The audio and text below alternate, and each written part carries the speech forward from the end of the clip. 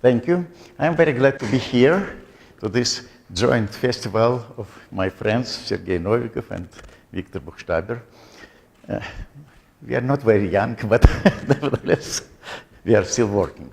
So I will tell you a small story of subjects which I'm now trying to develop.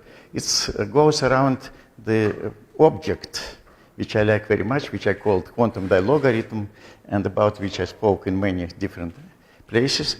But I'm now collecting all material where this object is used, and one of them is, of course, conformal field theory. And the best example of conformal field theory, and generic example, is Liouville model. It's treated by people for maybe 30 years. The main interest for me, for instance, is its role in the non-critical string of Polyakov. So I was always trying to quantize Liouville in better ways to be able to do it. But now it has independent life. And in recent years, when we begin to see a lot of dualities of four-dimensional theories, two-dimensional theories, and so on, Liouville reappeared once more in a very important form. So that's introduction, and now the technical thing. Liouville model is, as I say,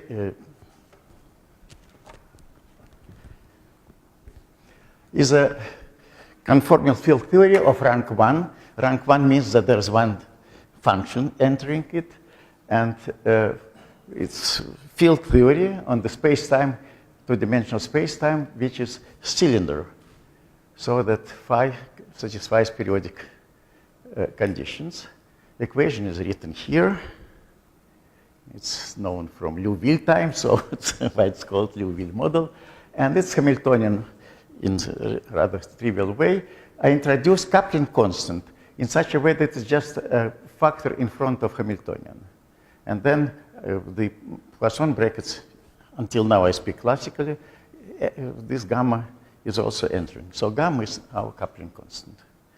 It's very well known that the Liouville model has zero curvature presentation. I think it was written first by Takhtajan and me, but we got it as a limit from Sine-Gordon, which is not conformal, which is associated with the affine group. So there is no lambda parameter here, and this means that in a way the group which I am associated is finite dimensional. It is SL2R. On the other hand, it's still useful, not for doing spectrum of H, but for some other things. Now, the main technique which was developed for Liouville in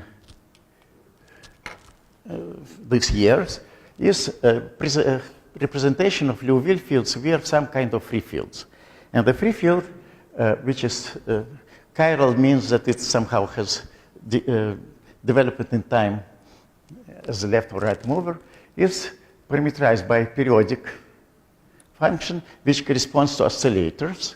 And then there is one degree of freedom, P and Q, which are somehow correspond to zero modes. And then more mysteriously or less mysteriously in the exposition, it appears that theory is equivalent with respect to this change, P to minus P. So in fact, the phase space for zero modes is not plane, it's half plane. And the nature of this reflection was not very clear. And I think that it's still not very well discussed in the literature. So I want to make so in my talk, it will be simple talk, but I will show you the reason for this nature, and then I will introduce new Hilbert space, which is not quantization of half plane, which we cannot do, but it will be connected with some reflection coefficients, which I'll describe you in my model. So I must begin with previous Lux pair. So for Lux pair, we can introduce holonomy. And you know that holonomy doesn't depend on contour because of zero curvature and so on. If I denote this holonomy, it's 2 by 2 matrix, so it's matrix elements A, B, C, D. Then we know that ratios, so some projective combinations of this holonomy satisfy simple equations so that indeed this ratio will be function only of x minus t, and this ratio will be function of x plus t. So there are these chiral components. But of course, the Liouville field is connected with them not in simple linear way. The formula which is known from time of Liouville is looking like that. So you take derivative of f and g, divide by difference f and g squared, and then you get the field.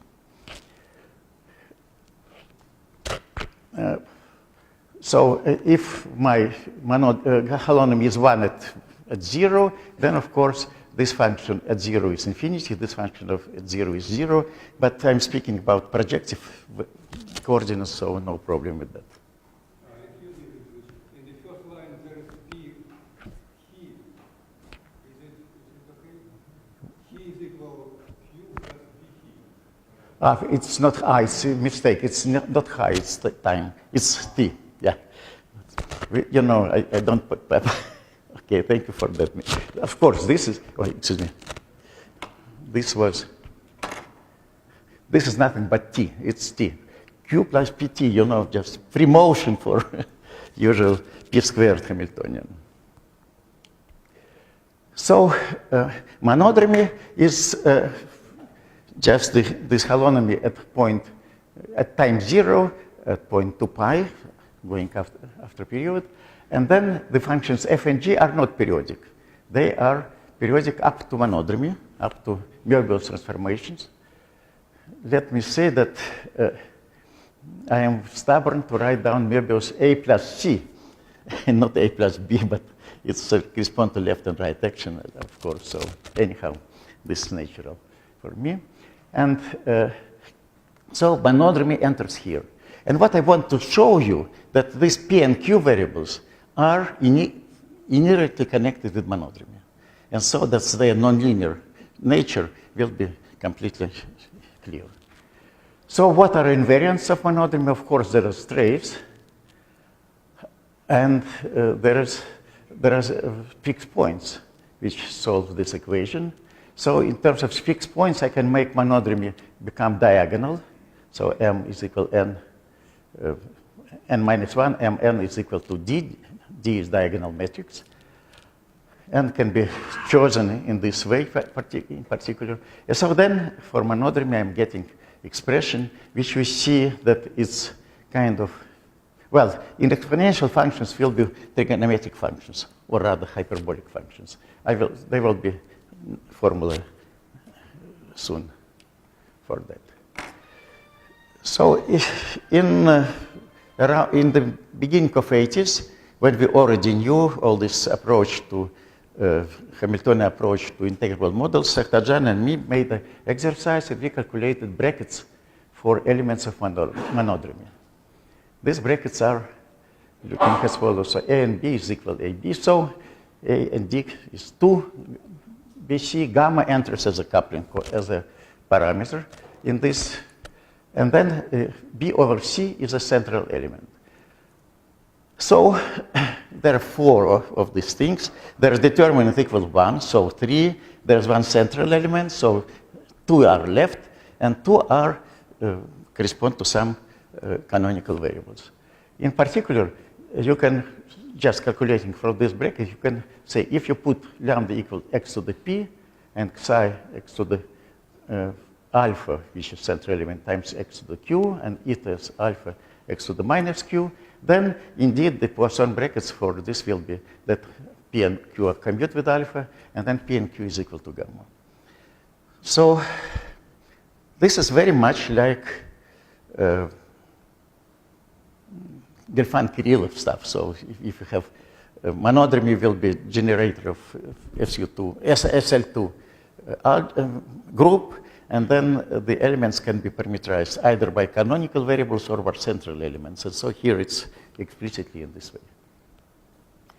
And now we see that this P will be indeed that momentum which I used before. And P plays the role of eigenvalue of 2 by 2 matrix. And of course, eigenvalues can be interchanged, which is called Weyl reflection. And so this reflection, which is somehow looks mysteriously in usual approach. Here is completely natural. And what I'll do now, so in the following, I plan to quantize all this picture and see how it can be quantized. First, so how this free field appears.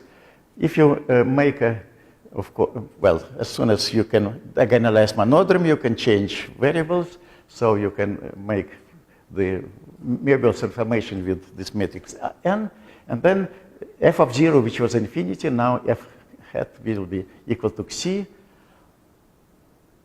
which is alpha e to the q, e to the 2 pi will be e to the p f of 0. And so this means that if I subtract q plus px over 2 pi, I will be getting periodic function. So how is periodic function? So that's how it appears. But on the other hand, we have to remember that there is this reflection. And so let's put convention that p is positive. And m, this previous formula in psi and eta, now is written in such a way that it's 1 over cos q plus p, cos q minus p, sinh p, alpha minus 1.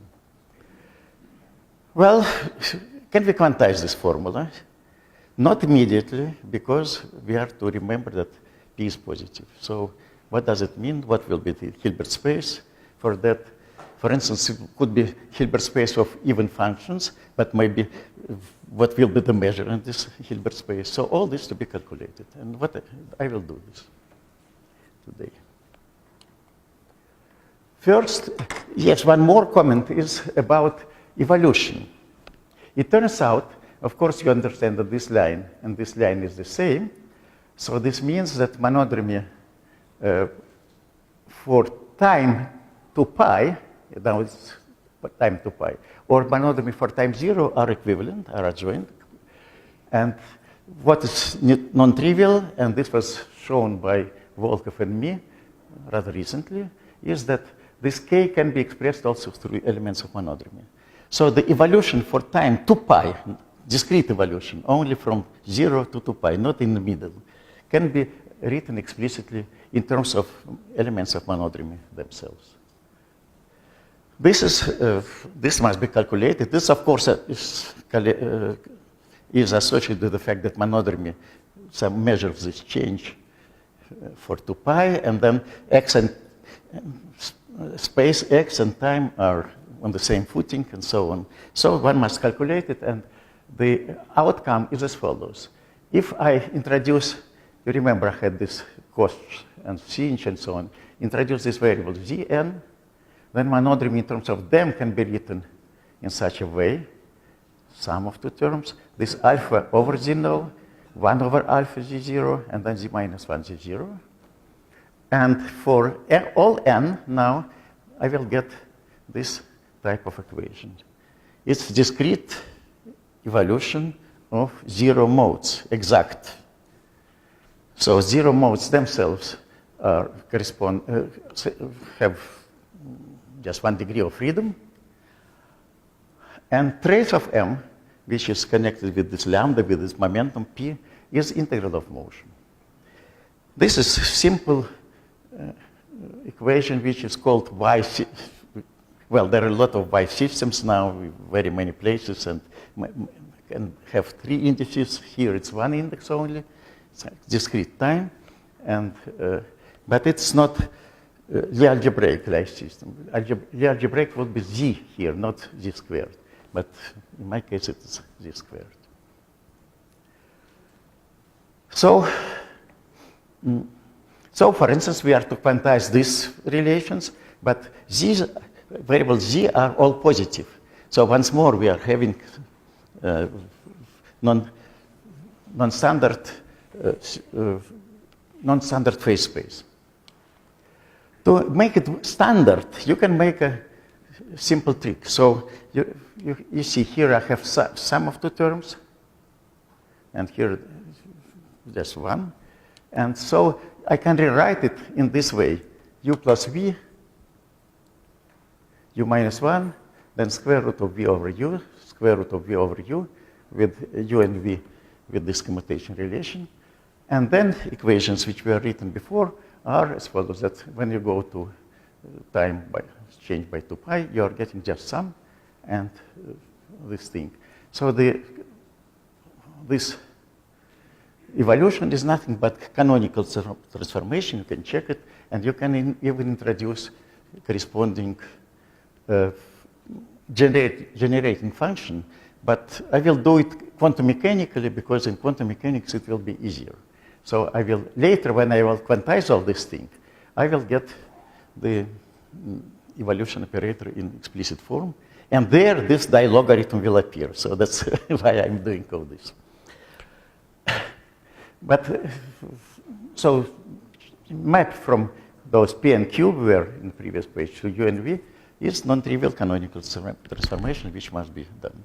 But now, in terms of U and V, there is no problem of quantization, because this relation is changed to while exchange, and so I have very good operators and very good Hilbert space, which will be usual L2 of R. So what I will do now, I will quantize this picture, understand evolution operator, and then make also change of variables.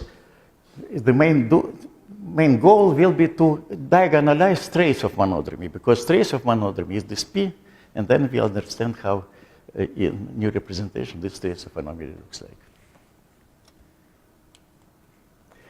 So quantization of U and V is rather simple.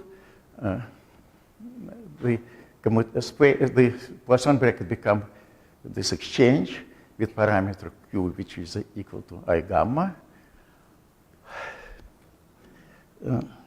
And we'll use, following my colleague Volkov, notations from time of Weierstrass. Namely, I will not write, first I will introduce tau, so that Q will be x to the IP tau, which is somehow people use in automorphic forms. And then I introduce half periods, omega and omega prime, so that this relation holds, and tau is the ratio of them. In physical literature, they used, beginning with the Malochka brothers, I think, they used notation that tau is equal to b squared. Very disgusting. You know, tau is classical variable. So, and then instead of half periods, they have b and 1 over b.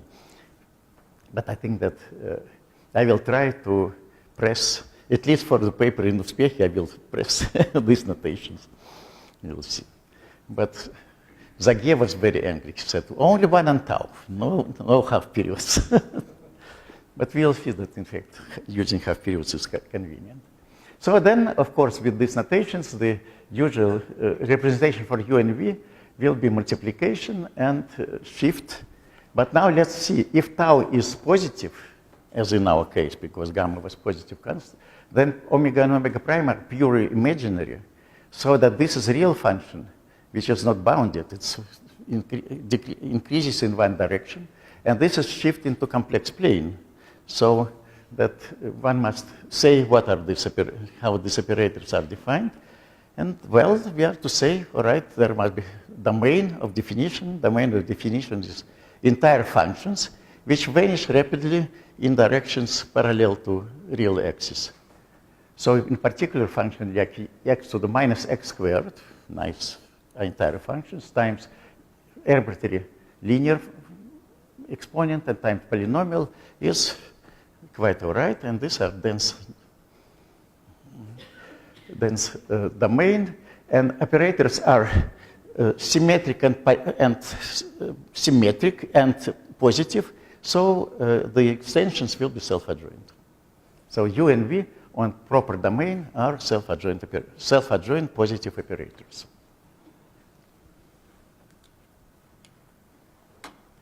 Now I will describe the evolution. So evolution means that I have unitary operator such that un plus 1 equal to this and this. To write it down, there will appear the dilogarithm. Indeed, well, notations. First, for Gaussian, called E of u. You remember that u is x to the minus IP x divided by omega. So you can recalculate this through u, but take some logarithms, it does not matter. Well, so it's nice notation. Then I will use Fourier transform it this way. At this point, I usually say that for 50 years I was used usual Fourier transform, and now I write it with 2 pi, and it's convenient because there is no prefactors. So Fourier transform changes u to v and v to u minus 1. And now I introduce one more function, one more operator. Phi of u is function of x, which is equal to multiplication of function f by gamma of x. And that gamma of x is this modular quantum dilogarithm. How it looks like is given in this form of Fourier transform of some function which is sine omega t, omega prime t divided t. So in Zamolodchik it will be sinh bt, sinh 1 over bt, and so on. Of course, there is a singularity at t equals 0, so it must be known from above, that particular choice. And the main property of this function that it satisfies functional equation. This functional equation, of course, is very classical. I think Jacobi would knew it maybe earlier. And in particular, solution of it is in terms of half of the theta function. You know, in triple product of Jacobi, there are 2 functions which depend on x. And so one of them, each of them satisfies this equation. But they are not very good for my goal because they are singular for real tau. And let's say my invention was that this integral have no difficulty for real tau, because for tau real, this will be pure sinches, so integral converges where everything is all right, and absolutely smooth in all these objects and so on. And this function phi is in fact quotient of these Jacobi objects for tau and 1 over tau. So that's why I call it modular dilogarithm. Dilogarithm because this Jacobi function can be written as terms of exponent of Q-deformed dilogarithm. I didn't write this formula here, but maybe many of you already have seen it. So that was kind of invention. The solution of this equation can be written in terms of smooth functions.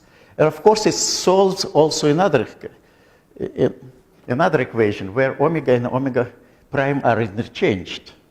You see, this function is symmetric with omega and omega prime. So you can interchange them. You have the same gamma.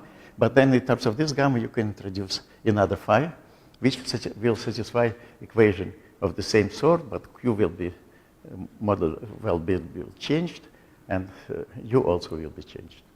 So this is the object. So U and U tilde, or V and V tilde, corresponding to tau and 1 over tau, correspond to 2 commuting sets.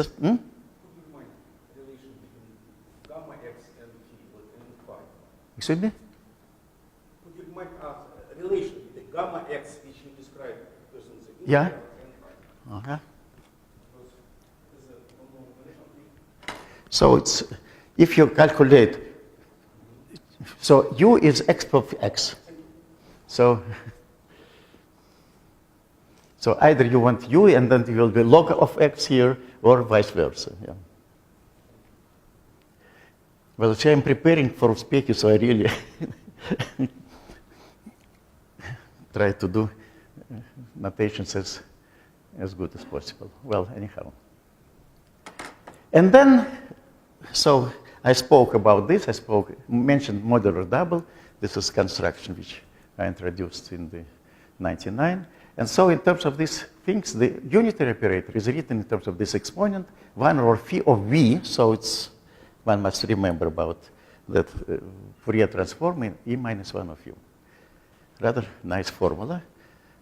but you can make quasi-classics for this formula, then you'll get your generating function for canonical transformation. But quantum mechanically, it's much easier.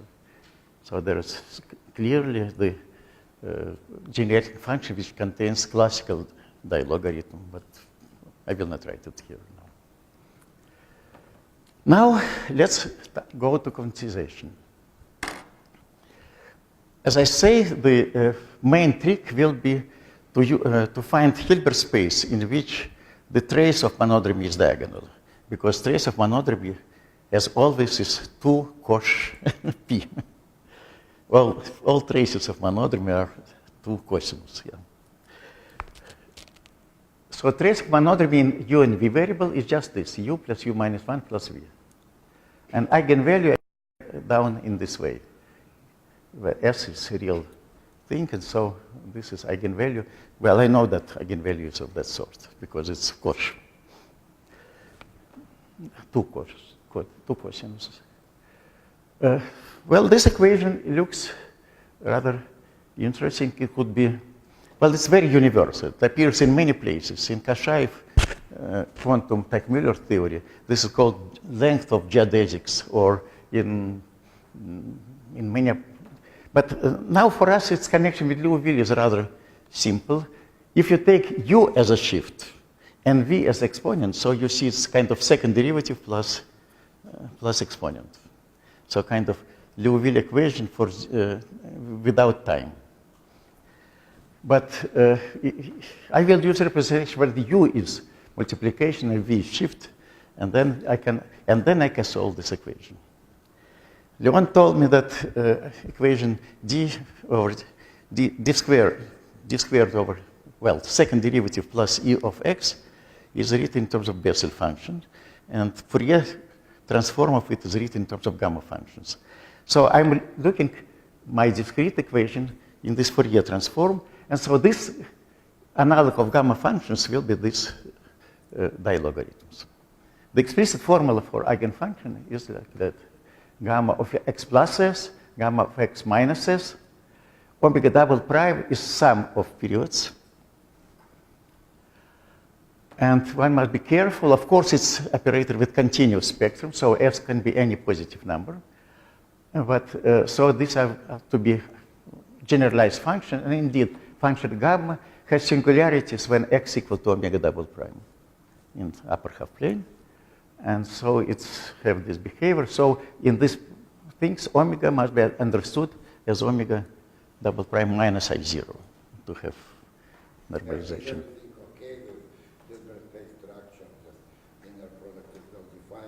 No, it's usual L2 of R. It's usual L2 of R now. Just usual functions of f of x from minus to plus infinity. And this is eigenfunction of continuous spectrum, so it must be generalized function, like exponents. Well, this is, you remember, in the x representation, you will have plane waves. After Fourier transform, plane waves give you singularities. And this is exactly the singularities. So, it's exactly this, two singularities corresponding to two plane waves somehow. But on the other hand, if I mentioned already this classical equation, second derivative plus e of x, potential is going to infinity. So the spectrum of this operator on that full line will be multiplicity 1, not multiplicity 0. Not multiplicity 2 as usually. And so there's only reflection coefficient, and that's, all this will be somehow seen here. So this particular set of functions is orthonormal. So the scalar product is delta function of s minus s prime. But because of reflection, so you see that these functions are even in s. We already need it somehow. And so, in fact, there is second delta function. When you consider s on the full axis, you have to add this. And there is a density. I will say, but not explain, that it's analog of Karpelevich. So then now say, Hrischandra, Gendik, and Karpelevich, they say. And a very, very nice positive function, because these are signs of, well, sign have I, so that's minus cancel these two i's, and these signs for real S are sinches, so they're positive function. But, and with respect to this measure, these functions will be complete. The completeness proof is Rho positive. rho is positive. For real S, rho is positive. So S is very inside. And then all these factors 2 and so on combined, that it's enough to integrate only for positive half axis, because these functions are all even, and so on. So you will get this. Very nice scattering theory, in fact. Yeah, but Leon wants to work with me on that scattering theory, but it's another thing. Yeah. In fact, well, this solution was known for a long time, but to prove completeness have taken some time, and so Kashayev have done it in very non-transparent way. In my recent paper on SL2R, I have a, I think, very nice derivation of this completeness. And I was amazed to see in very recent paper by Shameros, my German colleague, with two Polish guys, who say, well, we prove orthogonality and completeness, I believe, as an exercise. It's never completeness follows from orthogonality. So I was to write down strong letter to Volker, and he apologized. But well, anyhow, still the paper is not changed.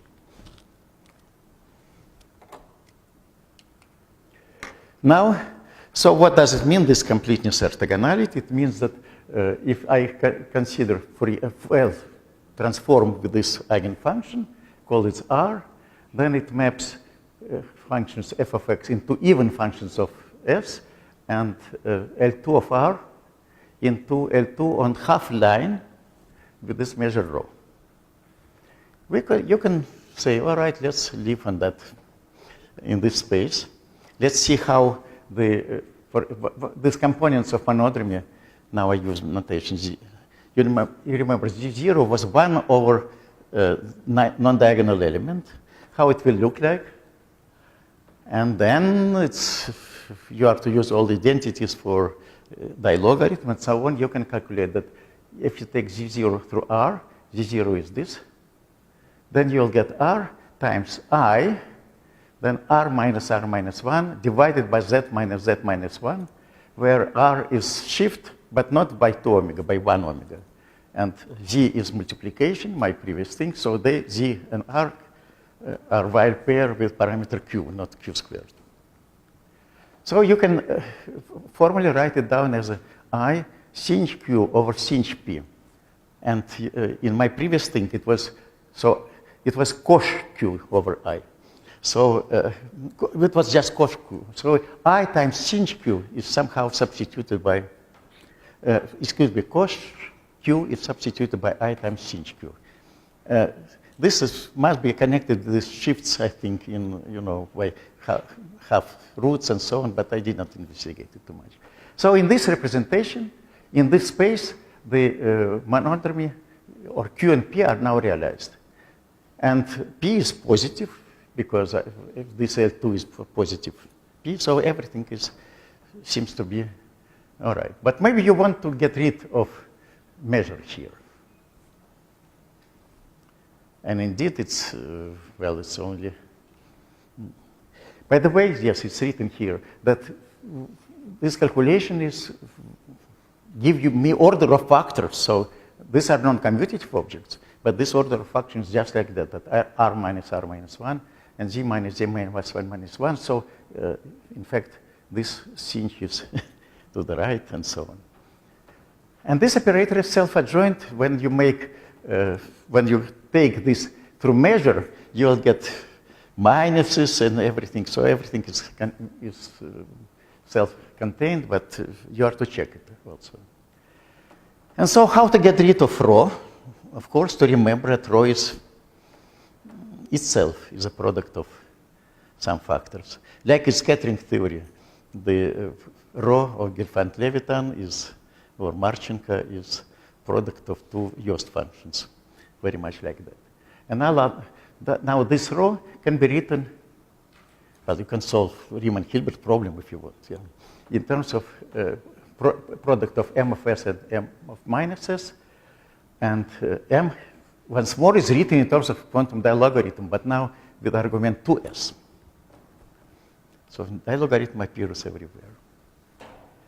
So it's for real S is unitary in the sense that M of minus S is equal to M complex conjugate and so on. So rho is positive. And now you can introduce shift. So H, G was this thing, and now you can introduce H, which will be different from G by multiplication by M. And so for H, of course, the measure rho will disappear in the scalar product. Then, in other calculation, to take R through all this is, so it's R here, excuse me, times. Give you final answer that it's R minus 1, so x to the minus p minus q times 1 over sinh twice. Instead of cosh over sinh. So this means that there is one more canonical transformation somehow. And now this formula is once more self-adjoint because I have self-adjoint operator here, then self-adjoint operator here, and two factors which are from both sides. And now this Will operator which is self-adjoint in L2 of R. This is the final quantization of momentum, so to say.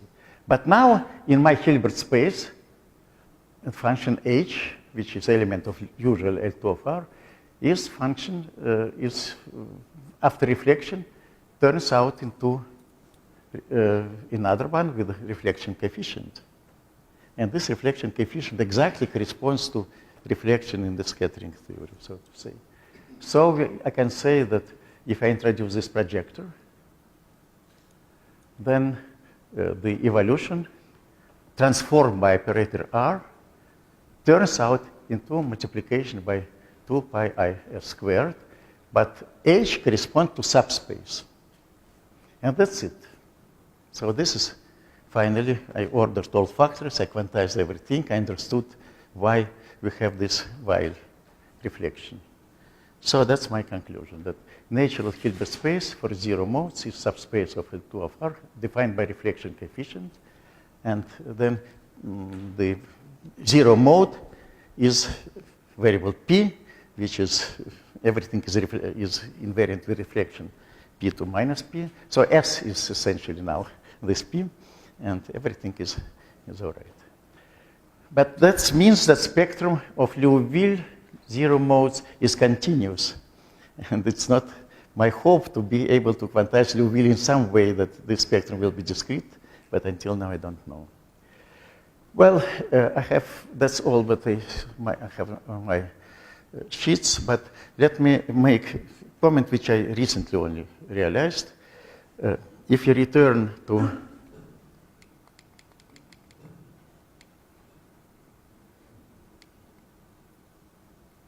this, for instance, we see that, so we have canonical variables, but also this variable alpha with a central element.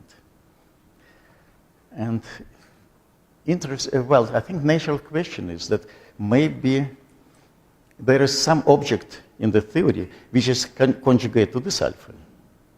So that in fact, you are to extend monodromy by one variable so that everything will be now canonical, well, with 2 degrees of freedom. And I found that natural variable which is somehow paired with alpha is nothing but value of field phi at 0. And this is, so in a way you have now one variable for x0, phi of 0, And then monodromy, which shows you how everything goes through the round cylinder. 4 variables, they are some 2 canonical pairs. And, well, I think I can identify it with a cotangent bundle of Borel subgroup of Z2R. Borel subgroup is 1 degree of freedom, and there is canonical thing is also 1 degree of freedom, and so the regular representation for Borel subgroup will be more natural somehow than only P and Q. And indeed, well, so the representation of Borel subgroup can be written in terms of integral, direct integral of irreducible representations. It's, well, in other words, Borel cotangent bundle is what's called modal space in Dirac. It decomposes in representation of SL2R with multiplicity 1, and this somehow associated with, must be associated with this. Long ago, I have shown something similar in case of Versumino-Novikov-Witten model. There I have shown that field at 0, so matrix G, and monodromy, which is Lie algebra in that case, of course quantized, are taken as a 0 modes. So there really this Heisenberg double was nothing but all the degrees of freedom for Versumino-Novikov-Witten model. But I didn't elaborate on this, and there is still complication because this was done in discretized version. Of course, there exists a discretized version of these things which I described to you, and it must be developed in more detail. So this F and G must appear better. But there is from point of view field theory, there is a complication because I must speak about field, quantized field at 0 point, at point 0. So I think that we are to extend all this somehow, language of local fields into some densities maybe, where such object will make place. For instance, in Versumino-Novikov-Witten model, where we had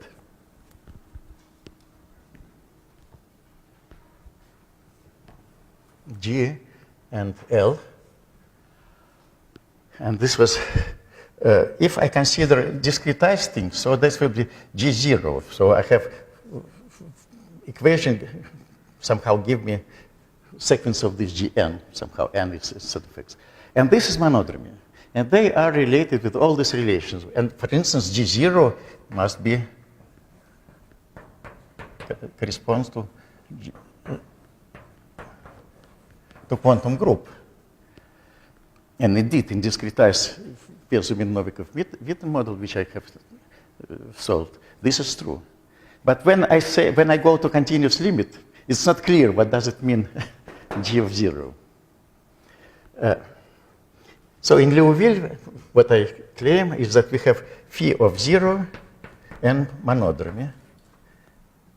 This is well-defined object, and this is not so well-defined object in quantum case. But we are to make them equal. If you write down commutation relations, phi of x, pi of y, equal delta function, then of course, if you integrate here over y, you get 1. So there is something still, so phi of any point commutes with these global elements with a nice, without delta function. I think that one must somehow develop better this language. So multiply this by something a little bit, because of course to say that phi of x, well, in Versumino-Novikov-Witten, this was G of 0, and they are elements of quantum group, but you cannot multiply G of 0 twice. That's, you are to say what you are doing here. Well, so there are a lot of things to do. To understand this, I believe that with the help of my younger colleagues, we'll do a lot. But until now, the situation with Liouville is follows. There is well, good definition. There is discretized version by Kashaev, Volkov, and me.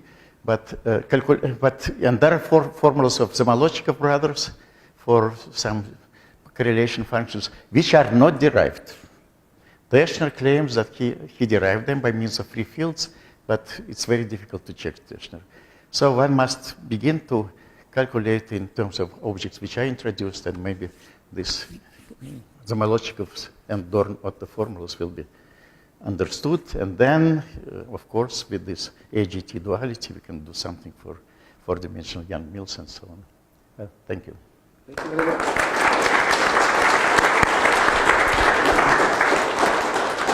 I don't understand it that followed this area last decade, but I don't understand this. There are two different objects, or it is in a sense one. You told us about just plain quantization of Liouville quantum field theoretical model, say in naive Minkowski. sense, Yeah. Minkowski, yeah. no else but such some beautiful construction. So, but at the same time, there is a Liouville model associated with a string theory where Taylor potential of modular spaces, like Takhtajan and Zograf studied. Is there any relation of it? Well, of course, the x plus t and x minus t, when you go to take t imaginary, they give you holomorphic and anti-holomorphic things. So going spaces of Riemann surfaces. How to no, but here it was still only cylinder. Yeah, so only cylinder, yeah, which corresponds to sphere in these variables. Yeah. I understand. More questions? Please. Ludwig, you consider the quantization of the zero modes one mode from Liouville. It's already a very remarkable, rich structure, but there are, of course, other modes. What is the status? But I say that other are oscillators, so they're more trivial. So it decouples from other No, they decoupled, in particular, they decoupled for a discrete time. So that evolution of zero modes, in spite that they are, of course, non-commuting with oscillators, evolution for them for discrete shift of time is independent of oscillators. That's one of the statements. And this is connected with the fact that eigenvalues, well, eigenfrequencies of the oscillators are integer. So if you take integer time to pi, you get 1. That's clearly like that. Thank you. So this is very important that for evolution, these things separate. There is my paper with Volkov, which I cited here, described it in all detail. But what I have done today is complement to, because there we have written quantum answers, like Zamolodchikov just from the head, and now I derived them. The natural question, what is the critical dimensionality for Liouville now? You know this sort of question. No, I cannot answer that. Yeah. I don't know this language. No, here I told you very concrete things, that zero modes decoupled for integer times, and their Hilbert space is not usually L2 of R, but rather L2 of R with reflection. These are the statements. More questions? And reflection is written in terms of dilogarithm. Ludwig Dmitrich, so in Zamolodchikov's and other papers, they have also weights on the fields. Excuse me? They have weights on the fields besides the central charge and beta. Do you have any weights here? So do you have any more parameters besides the central charge?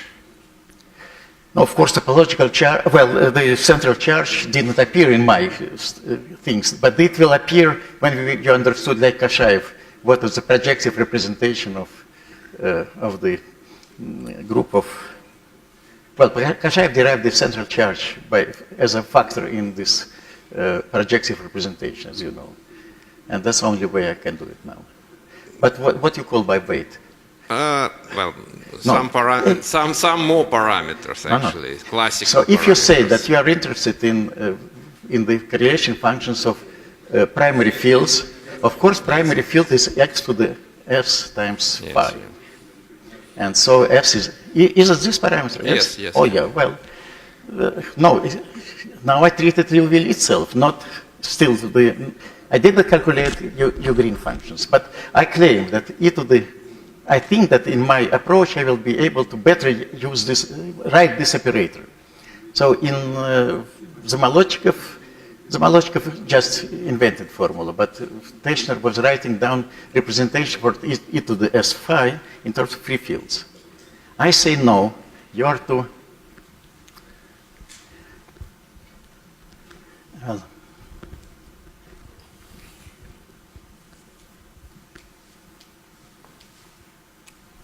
take this formula, lower formula, invert it, yeah? You'll get squared up and take square root, and you'll get that e to the minus phi